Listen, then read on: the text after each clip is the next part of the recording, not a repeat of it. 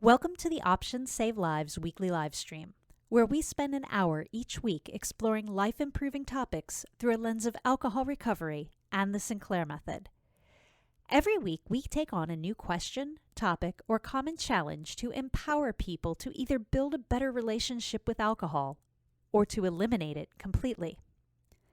Episodes are filmed live on Twitch at twitch.tv/C3 Foundation, and the audience is encouraged to ask questions and engage with the host and guests. The Options Save Lives weekly stream is hosted by Executive Director Jenny Williamson and is produced by the C3 Foundation with the support of R Street Institute and other generous sponsors. For more information about the C3 Foundation or the Sinclair Method, visit our website at c3foundation.org.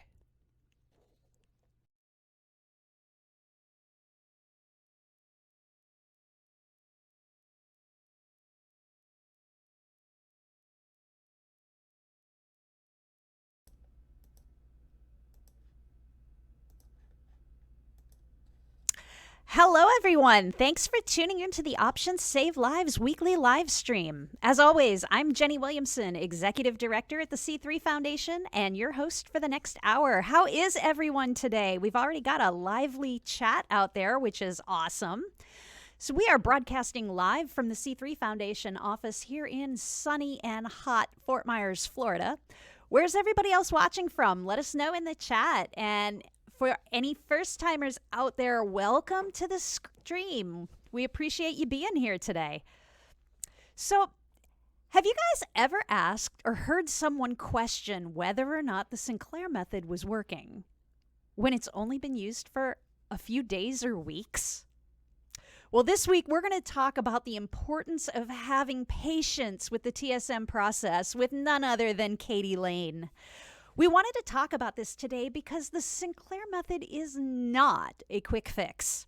If I had $1 for every time over the last decade that Claudia or I have had to remind someone that they didn't develop alcohol use disorder overnight, and they reinforced the addicted pathways in their brains for more than 30, 60, or even 90 days, I would probably never have to ask you guys for another donation.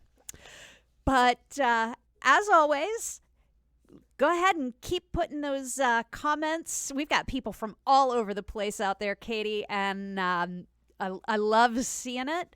But before we jump in, let me properly introduce Katie to any of you who may not know her. So Katie Lain's personal success with the Sinclair Method has inspired her to be a lifelong advocate for this method. She serves as a TSM coach and mentor, guiding others through the process of breaking free from the cycles of alcohol use disorder so that they can live a happier, healthier, and more fulfilling life. TSM is an extremely powerful method for permanently changing drinking habits, and Katie has found that her clients have the greatest success when the method is combined using a whole person approach that includes the psychological, behavioral, and spiritual components that are necessary to truly change our relationships with alcohol for good. Katie is also the co-founder of Thrive Alcohol Recovery, where they give private online programs specifically for TSM. This program is designed to help people accelerate their TSM journey all the way to extinction and beyond. So everybody say hi to Katie. Hey everyone, hello. We got folks over in the UK today. We've got North Carolina, we've got Baltimore, Maryland. So we've got people all over. This is exciting. That's wonderful. And Annette, I believe, is in Hungary. Correct me if I'm wrong, Annette. So we're everywhere. So as always, we are going to start with an easy icebreaker. Or at least I hope it's easy. So what's your go-to movie or show that you have watched a zillion times that works for you as comfort viewing? Oh my gosh. Well, I think honestly that's changed this last year, and it's really like any Hallmark Christmas movie. My husband was making fun of me because I started watching Christmas movies in October this last Christmas season, and I just found it to be so cheesy and heartwarming that like if I was having a stressful day, I could just escape to a Hallmark Christmas movie, and I will watch it throughout the year as well. So I really like the actress Candace Cameron Bure. Some people might know her from Full House and Fuller House. She was DJ Tanner, so I love her Christmas movies as well. Cool. Very cool. For me, Yeah. it would have to be hands down Serenity, from the Firefly series, the movie that was made afterward. That one I've probably watched 4 or 5 dozen times. If I'm having a migraine, if I just need to veg out on the couch or it's really stressful, I'll just pop that DVD in and just go. I've never heard of it, Jenny. I'll have to check it out. Serenity is a good name, at least. Think sci-fi meets the Old West almost. Oh, A little. okay. Not quite, but a little. So, okay, well, let's go ahead and jump in. So, let's start by talking about how the pitfalls of unrealistic expectations can cloud a person's image and mental capacity to figure out if TSM is working for them. Oh my goodness. This is such a, common challenge I would say that people have as they get going on the Sinclair method. Just like you, I'll get messages from people, I've been on it for 3 weeks and I still enjoy drinking and I'm not having an alcohol-free day yet. Like this isn't working for me. And that tells me that they're going into this hoping that it will be a quick fix. And like you said in the introduction, the Sinclair method is not an instant fix. I love a quote by Bruce Rose from Alcohol Recovery Scotland that he said, Sinclair method is not an instant fix, but it's a permanent one. And so when we come to this method, kind of expecting things to be fixed, not even just overnight, even people who come to me who are 6 months on the method and still not where they want to be. If we have those expectations that are not realistic with what, is required for behavior change, not only just over drinking, but hey, if you want to break another habit too, it's going to take time to do that. If you want to lose weight, it's going to take time to do that. And I often equate the Sinclair method and changing our relationship with alcohol to weight loss because it is, similar. If we took a pill that helped to suppress our appetite, but if we were still eating bonbons on the couch every night and not, exercising and incorporating healthier food and changing our behaviors and lifestyles, the pill would only work so far, So all this to say, I think if someone comes into this method with expectations that this needs to work for me really quickly, it's going to set them up for not only disappointment, but potentially throwing in the towel, and potentially just frustration with the method. I've even seen people who are, really motivated, which is incredible. And they're like, okay, I just started TSM and I'm going to go 7 days alcohol free. And it's like, well, is that really the best thing for you right now? For some people it could be, but, thanks to Dr. Sinclair's research with the alcohol deprivation effect, we know that, that may not be the best place to start the method. And it might be more beneficial to begin having a lot of extinction sessions, meaning drinking on the naltrexone and trusting the science of this method that the longer you're doing it, the better it's going to work for you. But it is going to take time. And how much of the issue do you think lies in the fact that there still seems to be a whole lot of confusion about what extinction actually is? How does that play into it? Oh my gosh, I know. I just saw your post, I think, in the Facebook group that C3 runs about this. Yeah, a lot of people equate extinction to abstinence, but as you and I both know that they are not one in the same. And I don't know why that is. I think maybe because, we are so trained to think that recovery from alcohol addiction typically means abstinence, but extinction means that your brain has essentially been restored to the state it was in before you had alcohol use disorder. You've been de-addicted from alcohol. So, I think honestly, most people who go on the Sinclair method reach extinction and continue to drink alcohol, but they do it with total moderation, once a month, a couple times a month, or here and there that, they're enjoying drinks, but it's with control. It's not out of that compulsion of, oh my goodness, I need to drink. And then others like myself, we reached extinction and, I was I was at extinction like 3 or 4 months, and then that's when I opted to stop drinking quite accidentally. But yeah, just to clarify for people that they are not one and the same. And I think most people, even if they end up being abstinent after TSM and after reaching extinction, we start the method with a goal of moderation, which is like such an amazing thing about this method. It meets you where you're at.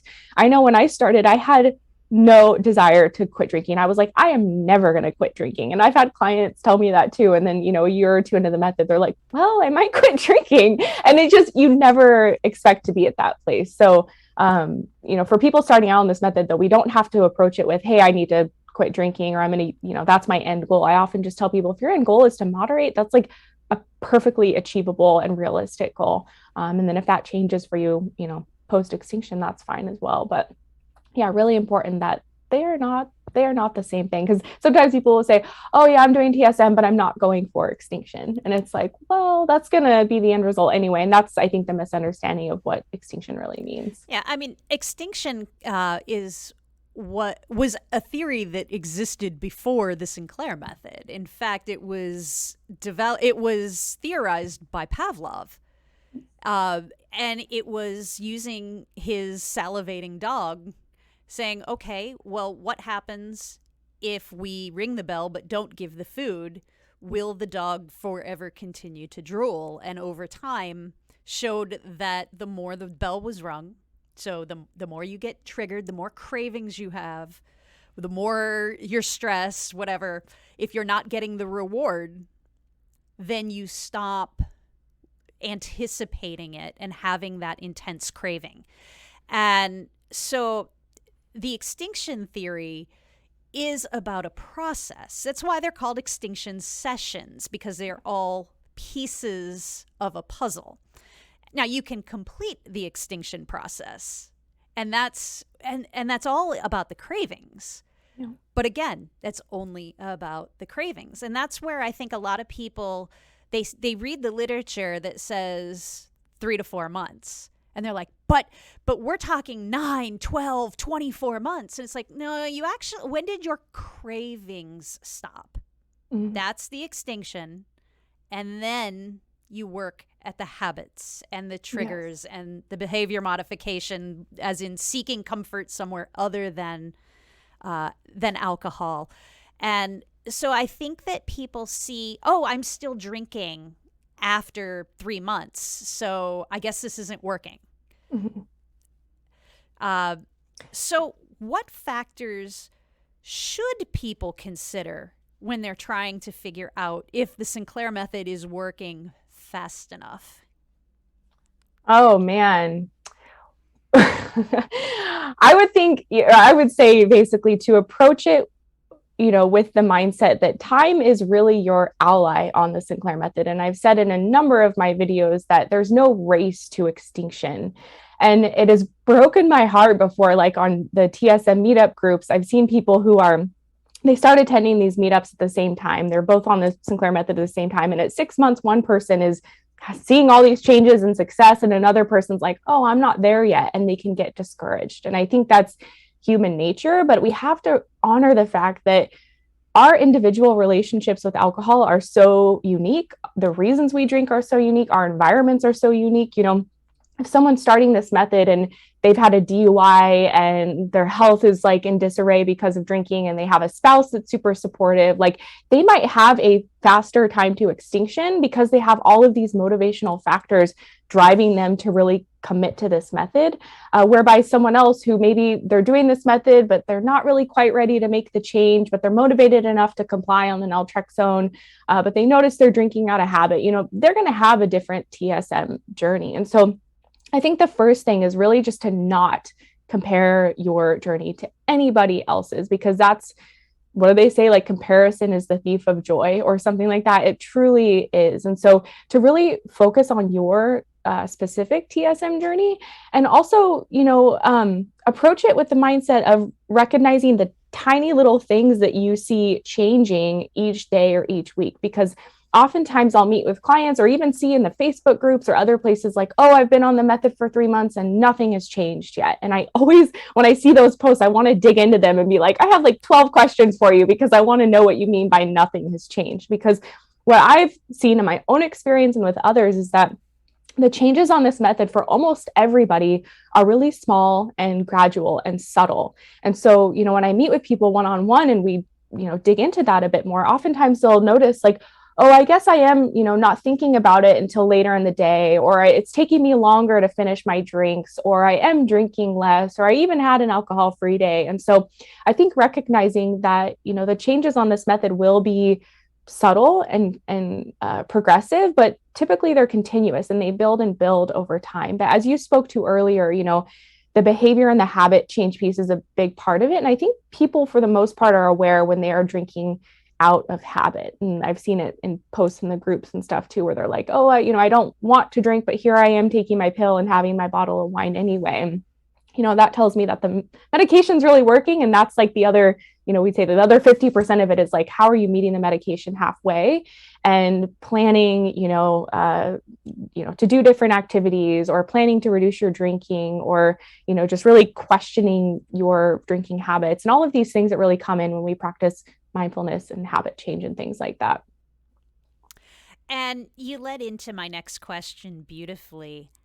Let's talk some more about how celebrating and really acknowledging those small successes along the way can help to kind of stave off that impatience with the process, and how it can help flip your mindset by seeing those small successes. For instance, within the last couple of weeks, one of our moderators on our peer support wanted to start a thread for people to share their extinction success stories.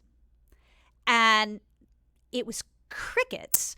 Now, you and I know there are so many successes that are shared in those peer support groups every week that it was just astonishing that not one single person wanted to chime in. And I think it might have been because of the word extinction again. When I said, hey guys, forget the word extinction. What are your successes? Just share your successes. Suddenly people started to put little notes in because, again, they're thinking extinction can be the only success and forgetting everything else. So talk about how that celebration of even the smallest success can fight off impatience. Yes, and I love that you're bringing this up because in our community, we have a topic of like small wins. And so we love to help people celebrate those because they're so easy to overlook. I recently saw this like meme quote that was talking about how, when a baby's learning to walk and they walk for 2 steps but then fall, we don't say, oh, you failed. We say, yay, you walked 2 steps, But with ourselves, we're like, oh, I'm so, not doing well, or I'm such a failure. And so for me, that was just like a perfect analogy of, why it is we need to recognize and celebrate those tiny little successes, because that's, not only kind of reinforcing like, hey, I did something that is different than what I would have done before. A lot of times people see success on TSM that like their old self before TSM, it would have been impossible. Like I drank a bottle of wine last night, would someone say, but normally I would drink 2 bottles. It's like, they're upset that they're still drinking a full bottle, but it's like, before you were drinking 2. So like, yes, you're not where you want to be, but let's like get super excited about the progress that you've made. Yeah, 50% reduction is nothing to sneeze at. That's huge. Right. A lot of people would kill for 50% reduction. Exactly, Jenny. That's so true. And so I think, doing that will not only reinforce that positive behavior, but it's also doing something powerfully in our mind by, when we get really excited about something and invoke emotion around it, it's kind of allowing it to sink into our nervous system more and allow us to remember that. And for me, rewarding myself on my Sinclair Method journey was so crucial to my success. And sometimes I'll see people say, oh, I had an alcohol-free day, but it was stressful. I was working, I was dealing with the kids. And it's like, yes, it's going to happen sometimes. But if we're having alcohol-free days or alcohol-free periods of time or achieving milestones, we need to celebrate them so that we are reinforcing it for ourselves and celebrating ourselves. Because if we're just doing these things and kind of dismissing them, there's no reward associated with it. And of course, we all know that we respond to reward. That's why we, develop alcohol use disorder. It's very rewarding for our brain. And so if we're not simultaneously having something else that's rewarding, for me, I would reward myself with ice cream or a meal or a massage, like something that felt really indulgent and that I really enjoyed.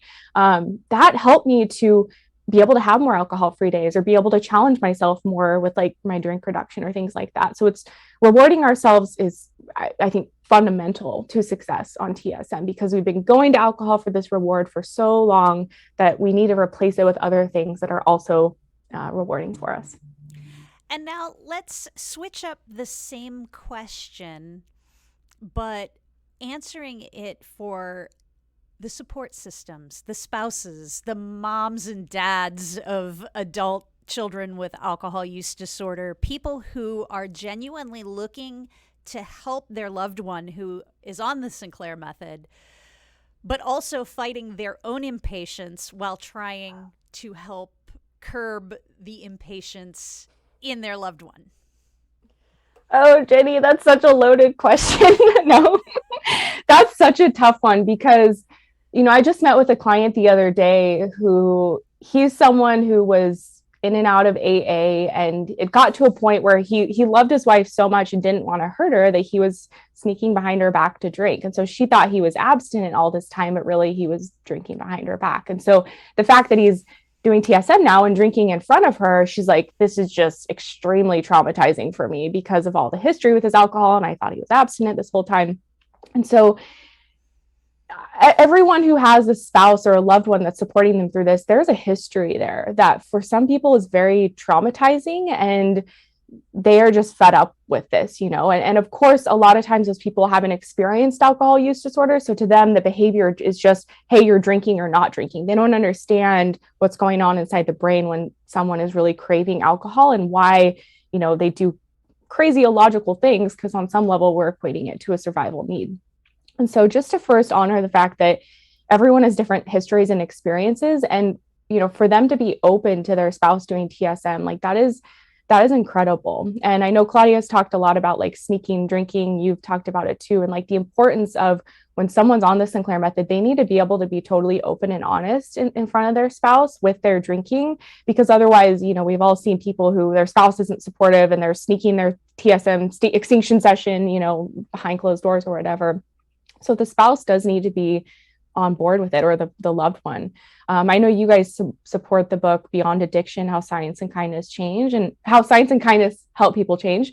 And I think that's such a great resource for people who are supporting those on the Sinclair Method. They have a great website with even a workbook. I have it around, a workbook for spouses. It's really about helping them to learn how to communicate effectively so that they can support them on this journey without being punitive and attacking them.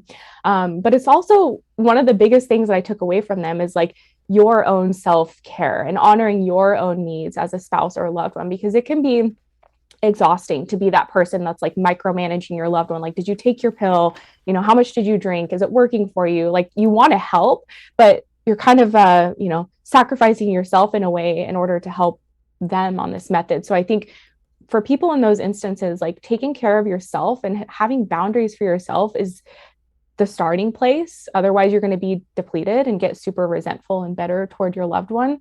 But then also, getting tools like that book I just mentioned, and learning about ways to communicate with them so that, even just rephrasing a question instead of like, did you drink last night? Instead, asking something that's open-ended, like, hey, how did your extinction session go last night? And then that promotes a dialogue and a conversation. And also, just being honest with them, like, how can I support you on this method? What would be annoying for me to do? And how can I really help you? The one instance that I've seen this be really challenging is if, the person is doing TSM really to please their loved one and they're not really doing it for themselves. And so they may not comply or be totally honest with it. So that adds a whole other layer of complication. And that's where, outside support can help. I've met with couples where like I'm talking to both of them or even the family just to help get everyone on the same page. So does that And answer your question? I just made a note to ensure that I add the link to Beyond Addiction in the resources once this gets put up on our website later today. And then the other book that I really love for loved ones is called Crucial Conversations. And basically, it's about just ensuring that when a crucial conversation, they define it as something that is a very emotionally charged conversation. So how do you minimize the effect of the emotions and instead come out with the actual communication while looking at the other point of view in a healthier way? And how do you set boundaries in that way as well? Because what a lot of people don't realize is that, at least this is what I've seen, the vast majority of people using the Sinclair method are struggling to find that support system at home. So those who have it, it is such a precious resource. So true. That and we've seen where couples have ended up doing the Sinclair method together, or one has done it and has seen such great results with support of their loved one that their spouse then comes on as well. So what are some ways that support systems can help celebrate those small victories to help reinforce? Because let's face it, as you said, when you praise yourself, when you celebrate those victories, it feels good, which means those are great endorphin boosters. Really easy to get endorphin boosters. So how can loved ones help watch and support those small victories and bring them to light and really celebrate them? Yeah, that's a good question. I kind of think it goes back to also the loved one having the realistic expectations of what success looks like on TSM. Just thinking about the client I recently spoke to, like she was like, I can't imagine him drinking like this for the next year, like understanding that that's how long the method takes. And so I think if they can realize that, success on this method isn't going to be an overnight thing, but it's going to be a gradual thing. So for them to, be on board with, like, if they're willing to share their drink log, or again, asking those open-ended questions that promote dialogue of like, how's it going? Like, what are you noticing that's different about your drinking? Do you feel like it's working for you? Just being really curious and asking these types of questions that promote a good conversation. And then you can be there to, if they say, well, I did drink a little bit slower last night, or I started drinking at 5 when I normally start at 2, it's like, then they can be there with them to be like, wow, that's progress. And so I think, yeah, just having realistic expectations, because as a spouse or a loved one, it's like, I understand, like I've been on both sides. I was with someone who had severe alcohol addiction, and then I developed my own alcohol addiction. So I've kind of been on both sides of that. And I can understand the frustration and the pain that comes when you're trying to be supportive of someone who has alcohol use disorder. But if you can be their cheerleader alongside them and celebrate those small victories, and even just being there to have those conversations, I think that can really be helpful. And again, you're better able to do that when you are setting boundaries for yourself and taking care of your own, needs. If someone, mistakes are part of this process. If someone doesn't comply, or if they drink way more than they planned or whatever, like honor your needs first. I think that book you were recommending sounds really interesting, of how to kind of like, without exploding on them or just being super emotionally charged. It's like, take care of yourself first, so that when you're ready to have that dialogue, it's not going to blow up into something. And give yourself grace too, because we're all human and there's mistakes that are going to be made on your side as well. So it's just, honoring yourself and your needs and setting boundaries, so that you can like have enough energy and compassion to be there for them when they need it as well. And if you had to put, say, a percentage on it, what percentage of impatience do you think comes from internal factors, things like unrealistic expectations, comparison, and what percent comes from external factors such as family, friends, concerned people who you're trying to really speed things up for because you want to be successful for them? How would that play out percentage wise? Man, I would say a majority of it, maybe 80%, is coming from the internal stuff of just frustration. And so often people come to TSM with quite a history of drinking behind them. They've tried other things, they've tried AA. And so when you've been through the ringer with someone a number of times and a bunch of other things haven't worked, I meet with loved ones and they're like, oh, yeah, right. Like, this is going to be another gimmick for them. It's not really going to work. But that's where a lot of people can come at it, just because the history of what they've already been through with them. So I think that is a huge part of it. And, for those loved ones as well, educating yourself about the science. Like when the loved one can really understand, watching One Little Pill or going to the resources on C3's site, amazing resources for understanding the science of the method. When they can understand that, that's something that they can kind of ground themselves into, because that doesn't exist for other treatments. Like there's not like actual data that's been clinically tested, to my knowledge, that shows its efficacy. And so like if someone was going for cancer treatment and it's proven to have a 78% success rate, like they would cling to that and be like, okay, there's maybe it won't be perfect. I don't know. Maybe it won't be that high for them, but that's something you can ground yourself into and cling to. And so I think that's another thing as well, to educate themselves about the efficacy of this method. Okay, so now let's go into strategy, because let's face it, human beings are not hardwired for patience. We want instant results, and that can cause a lot of frustration, and frustration leads to a whole lot of other issues, from depression and anger and frustration, and then it can affect us physically by doing things like raising our blood pressure and really having a whole body negative effect out of impatience. So how do we reset our minds when we find ourselves getting impatient? Yes. Well, again, like I think starting the Sinclair method with the expectation of how much time this is really going to take. And, to be safe, I often tell people give it a year. Some people might get there in 4 months, which would be like a sweet surprise. And others, it might take longer, but usually by a year, people have seen massive changes on this method. Even if they're still stuck in habits of drinking more than they want to, what I see is they'll recognize it. They'll like, yeah, the pill is working, but here I am drinking every night out of habit. And they're like, I know I need to work on habit. So, and it's really beautiful to me, honestly, when I see people who've been on the method for that long or even longer, and they're 100% compliant, yet they're still drinking out of habit. To me, that just means like they're committed to this, they're committed to their success, but the habit piece is taking a little bit longer, and that's okay. And so I'm so inspired by those people that have been diligent about taking naltrexone religiously for a long period of time, even if their drinking isn't exactly where they want it to be. But one way that I do this with members in our community and with clients is to really set what I call micro goals. And so, we're not sitting there and thinking, okay, I'm drinking every day, and my goal in the long term is really to be drinking once a month or something. Like that's a huge path and mountain to climb. And if we're thinking about where we want to be and we're so far from it, that's just going to be discouraging and not helpful at all. And so I love to help people focus on short-term, SMART goals, really specific goals that we can tackle over the next week or so. And I typically ask them to set 1 to 3 goals.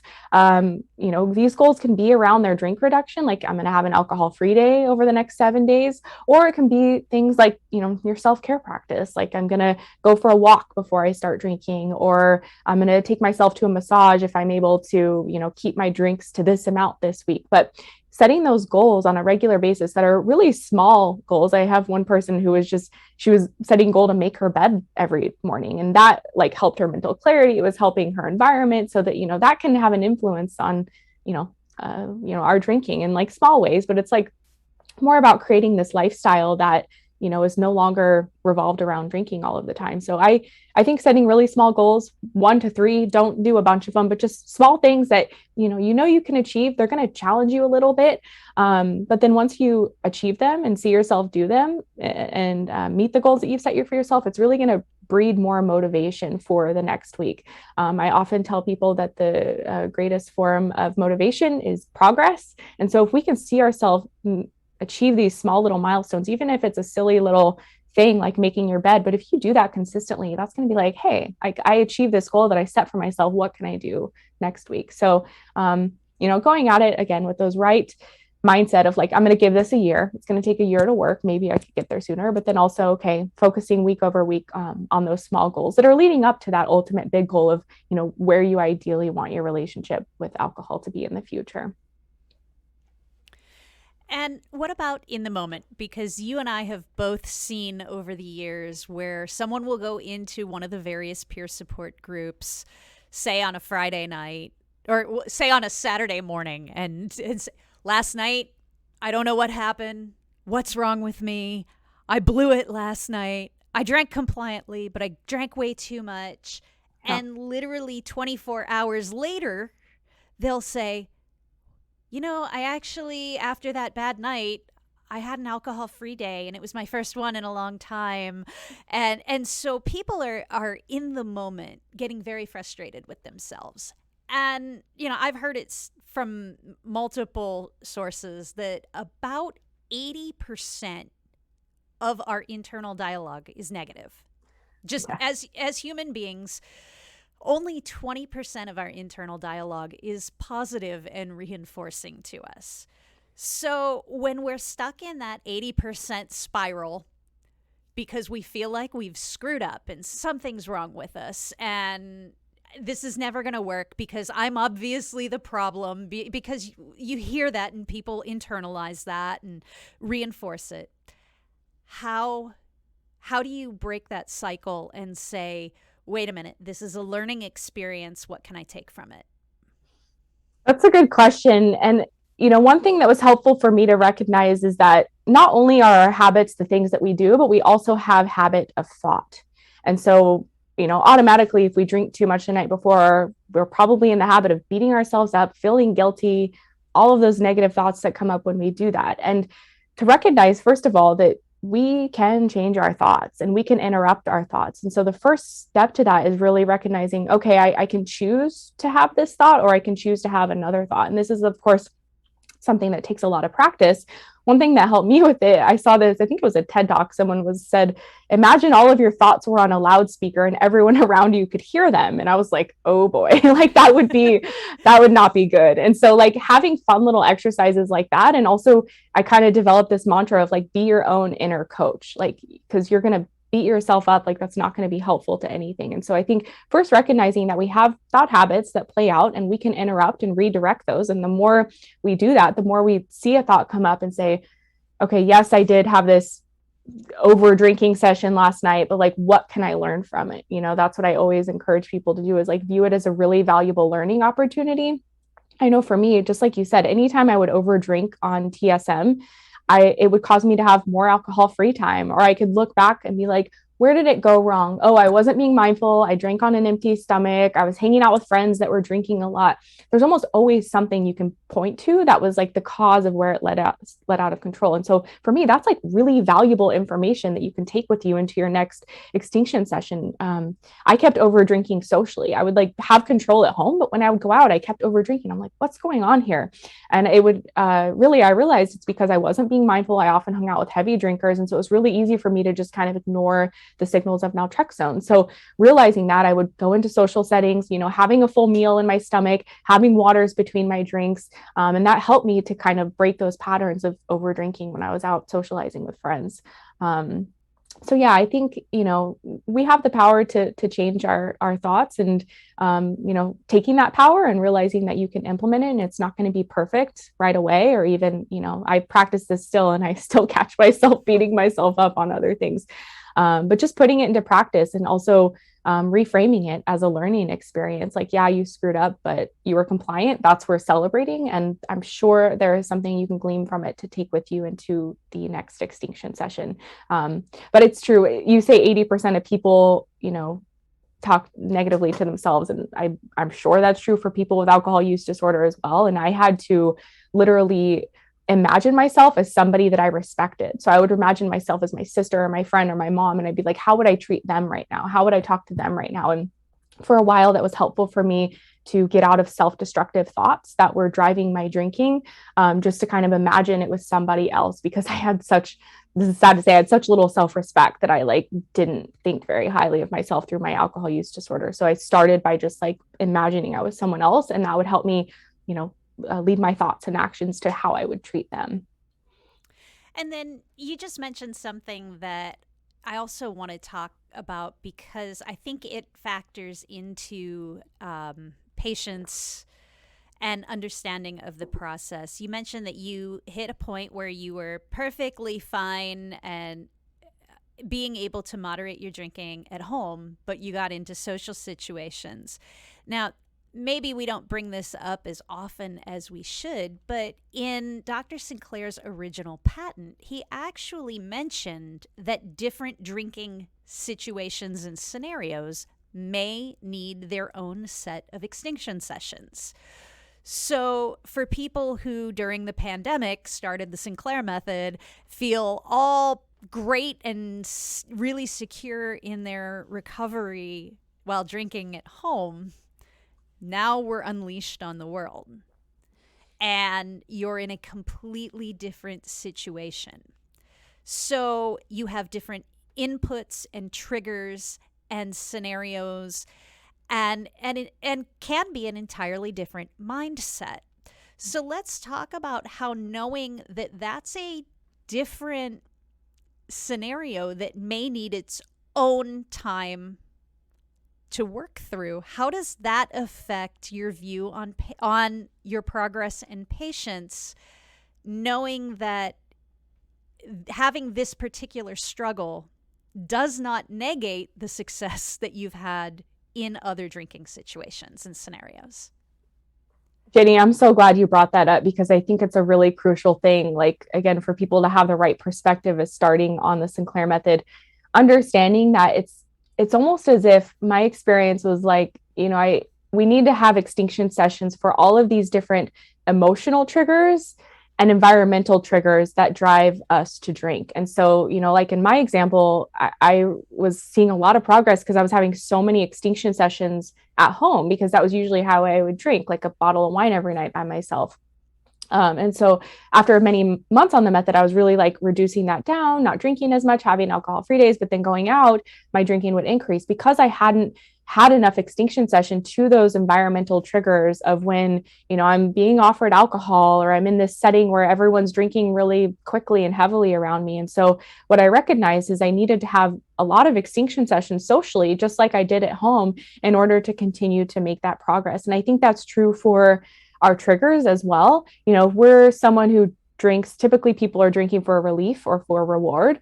And so you need to have a number of extinction sessions for reward. Like, hey, I had a successful work week, I'm going to have an extinction session, versus, oh, I had the worst week ever, I'm going to have an extinction session. So it's like we need to have enough drinking on naltrexone in all of these different triggering environments in order to, I really think, like lay that total foundation of pharmacological extinction. And so for people, I see that happen where, and I kind of panicked too. I was like, is this not working? Because every time I'd go out, I would overdrink or just drink more than I planned. And I see that happen for people. And just recognizing that, oh, I haven't had that many drinking sessions on naltrexone in this environment or in this trigger. And so that's a signal to have, more extinction sessions in those settings. And one of the things that I like to remind people of too is, especially when people have those fears, you had success, but then you come into this different scenario and now you're questioning whether or not it's working. Mm-hmm. The fear is legitimate, and it's there because you care. Exactly. It's because it matters. The fact that you're even, like, when someone has these fears and they bring them into the peer support groups and share them, the very act of coming in there shows that you care and that you're committed. Would you have even stopped to think about it before the Sinclair Method? Would you have just carried on? Would you have just, if you were in an abstinence only, would you have just completely gone off the rails on an epic relapse because you've, quote unquote, blown it in your mind. And so you might as well go all the way. So if you're able to even just stop and say, okay, the reason this is bothering me is because I'm committed to making this work. And that alone is a win. Yeah. Is huge. That's so true, Jenny. And I appreciate like what you said too about, kind of pre-TSM, what it would have been like, because oftentimes people can look back and be like, yeah, it would have been worse then. I would have drank twice as much or done this or that. And so I love that you said it's like, because you care. It's so true. People get on TSM because they want to change. Even people who are kind of 1 foot in, 1 foot out, not totally compliant. It's like there's something inside them that is getting ready to make this change. And maybe they're not quite, 100% on board to like, yes, I'm going to do this now. But I think there's even, that's an important place to be as well. That's part of, the cycle of change, if you will. And it's an okay place to be. But yeah. Yeah. And I think a lot of it comes down to just being honest with yourself too. Just say, okay, be honest with yourself if something is triggering you. Why is it triggering you? And I think a lot of times people think they have to justify things to others, and it really doesn't even matter what you tell another person. But when you're reflecting, if you're honest with yourself and say, okay, I know this is my issue. I know this person irritates me. I know this situation stresses me out. At least if you can start, you can't work on anything until you can identify it. And you can't identify things until you're honest with yourself. Yeah, that's so true. And that's just reminded me of this little video I put out recently of like how I kind of broke out of habitual drinking, because what happens is that trigger comes so quickly and you're like, okay, I'm gonna take an naltrexone and drink. But if that's the space where you can kind of pause, especially the longer you're on TSM, and be like, okay, I'm feeling angry or depressed right now. Like, what other way could I try to meet this need? Like, I'll let myself drink in an hour, or I'll take my pill in an hour, but let me try something else. And for me, that was so crucial to changing my habits and responding to the various triggers that I had, because had I not done that, it was so easy to just pop my pill and keep drinking. Like that was the easy path, honestly. But if we can just give ourselves a window, even just an hour, saying, I'll drink, but let me try this first. And that can really be helpful to do that consistently, to interrupt those cycles of kind of responding to triggers as we always have been with alcohol. And that's also part of being patient with the process on a micro level as well, because it shows, instead of being completely reactive. Now, when you're first starting the Sinclair Method, honestly, it's a good thing to just be reactive. If you're starting to feel a craving, use that as your alarm clock that says it's time to take your pill. Yeah. By all means, when you're first starting. I like that you call it an alarm clock. That's funny. It's an internal alarm clock. Yeah, it is. It's a loud blast signal. If you're having a craving and you're just starting, you reinforce compliance, you reinforce the medication adherence by listening to the craving and taking your pill and drinking after your wait time. But once you've been on the Sinclair Method for a while, you do develop that capacity to be patient with the things that you're feeling, and interrupt them and put them on pause and say, I'm either going to sit with this feeling, whether it's uncomfortable or not, or I'm going to find another way to deal with it and distract. And maybe I'll still drink, and maybe this will work, but we'll go from there. But we think about patience in terms of the overall process, but patience on that micro level and patience with yourself are also very critical. Oh my gosh, that's such a good point. It really is. And that's where all of the difference is made, to be honest. It's in those little decisions that we make every moment of every day. And I remember clearly the first time I let myself experience genuine anger on the Sinclair Method. I was like about to drink, but I was like, no, I'm just going to process this and see. And a couple hours went by. It was very intense, almost overwhelming. But I saw myself get through it and not drink. And that built my confidence so much. I was like, I survived. Like, I feel good now. And I was able to be super angry without numbing out. Like, wow. And talk about celebration. That was such an empowering and exciting feeling. And like I could see that, okay, this I'm changing, and this is alcohol is like losing its grip on me. So, but it's in those tiny decisions we make every day. And you're so right. It's like patience and mindfulness in those moment to moment decisions. So, guys, audience, you guys are, you must be enthralled because you're not saying a whole lot. So go ahead. We've got about probably 5 or 6 more minutes left of content time. So get any questions you've got, go ahead, put those in the chat. The one question we've got right now, Katie, is a little off topic from patients. But since there are no other questions, we'll go ahead and we'll address this one. So the question is, any thoughts on going from abstinence to TSM?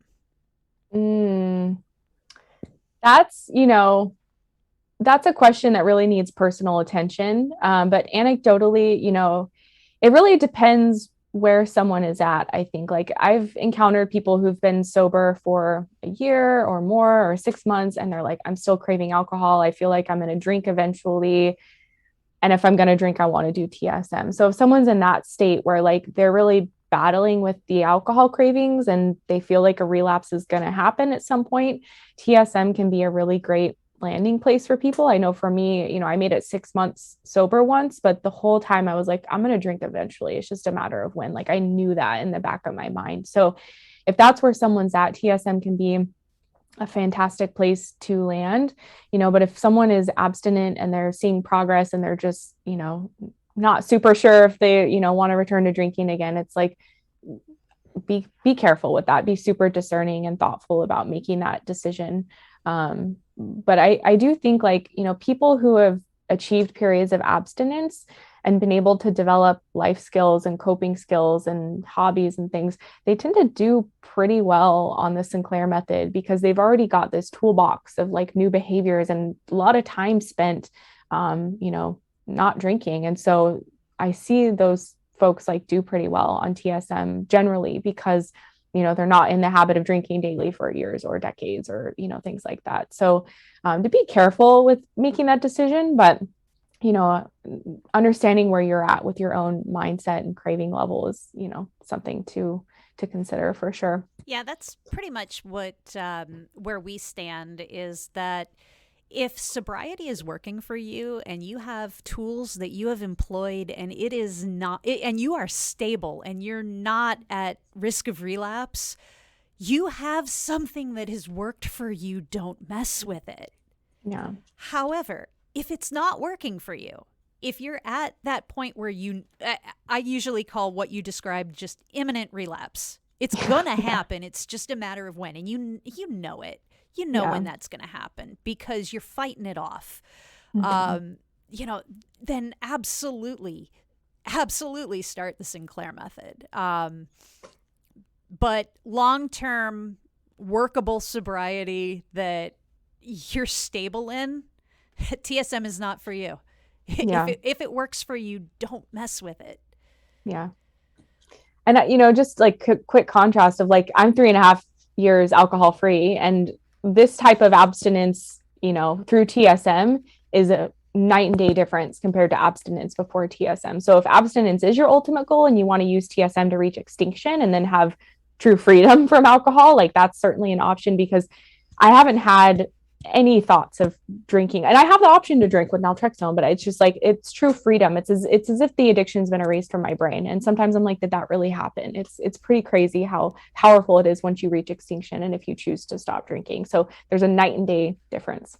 Yeah, we have an article on our blog that was written by one of the moderators from I'm blanking on the name of the particular support group, but it's not a C3 one. But Seth wrote it for us, and it contrasts the difference between abstinence under AA and abstinence after the Sinclair method. And it was so beautiful. It was originally, he wrote it in a Facebook post in the group, and it was so powerful that I approached him and said, can we put that on our blog so more people can see it? So I'm gonna I'll have to go look ahead at and that. I'll add that to our resources. I'll add that link there today as well. But yeah, the difference. I mean, I've started adopting the terminology accidental sobriety through TSM because there are so many. I mean, even Claudia is there. She didn't come into this with the intent of not drinking. She just reached a point where she just kind of stopped. Yeah. And she Yeah. realized she wasn't drinking anymore and decided to continue it, and it's so it's more like an accidental sobriety, but it's completely on your terms. Yeah. And so it becomes not a big deal. It's not scary. It wasn't the goal, Yeah. but it ended up being the destination. So it does look like we are almost out of time. Audience, you guys have been wonderful as always. Welcome to all the new viewers. We had quite a few new people out there today. And exciting news, we got our 400th channel follower. So, yeah, Yay. nice big milestone for us there. Feeling good about that. So thank you everybody for spending the last hour with us. Let us know in the comment section in the chat what you thought of today's talk. And join me in thanking our wonderful guest, Katie Lain. Katie, do you have any last words for our audience before we wrap up? No, I mean, if you're on the Sinclair method, just keep going and be kind to yourself, and recognize that the pill is incredibly powerful, but also honor the fact that there's some lifestyle and habit change to do alongside that, and you will excel to extinction. And be patient with Yes. yourself, guys. Be patient. You didn't develop alcohol use disorder overnight, and you're not going to cure it overnight either, or in 2 weeks. Yeah. All right, audience, let's fill the chat area with some gratitude for Katie. This was such a fun discussion. If you guys came in late or you want to share the video or watch the stream again, we'll have today's video up on our website, YouTube, Vimeo, Anchor, and Spotify, hopefully all by the end of today. And as soon as we're able to, we'll add those transcripts and closed captioning as well. Next week, we're going to be joined by Claudia Christian, our beloved founder and CEO, and we are going to continue the discussion we started earlier this season about ways to support loved ones who are on the Sinclair Method. Because we could have talked for about 3 hours on that, so we still had a whole lot more to cover. If you have found value in the broadcast, we hope you'll hit the donate button in our profile, or you'll head to our website to make a donation at c3foundation.org/donate. You can follow our channel to get broadcast alerts and subscribe to our channel to go ad-free and get some bonus emoji to use. If you're an Amazon Prime member, you can subscribe for free. You can also send gift subscriptions to other viewers, cheer, drop bits, host our channel out on yours, all of those Twitch things. If you want to suggest a guest or a topic for a future broadcast, we have a link to a Google form that's been dropping in our chat, and you can find the link on the main schedule page on our website. If you're on the Sinclair Method and you're looking for more peer support, or you just want to join the C3 Foundation community, we've got you covered with groups on Facebook, Discord, and the Options Save Lives forum. That is it for today, everybody. Katie, these comments, they are just flooding in. It's always great to have you as a guest on our show. Love chatting with you, Jenny. My favorite topic. All right, everybody. Have a wonderful weekend. Be gentle with yourself and with others. And I will see you again next week right here on Twitch at noon Eastern Time. Bye, everybody. Bye.